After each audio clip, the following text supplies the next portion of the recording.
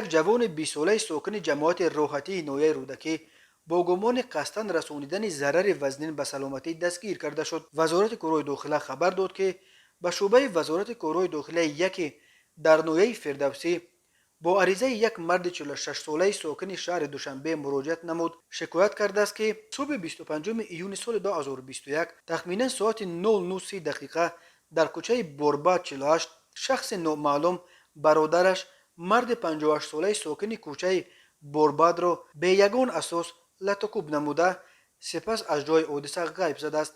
در نتیجه جبر دیده جراحات وزن جسمانی برداشته در بیمارخانه بستری گردیده است. هنگام گذراندن چاره‌بینی‌های اپراتیوی جستجویی از جانب کارمندان میلیسیا ساکن جوان جماعت راحتی دستگیر شد. تفتیش این حادثه ادامه دارد. اگر آسیب به مرد سالخورده رسانیده این جوان همچون آسیب وزنین به سلامتی ارزیابی شود به دستگیر شده بر اساس ماده 110 کودکس جنایتی تاجیکستان از 5 تا 8 سال زندان تهدید میکند.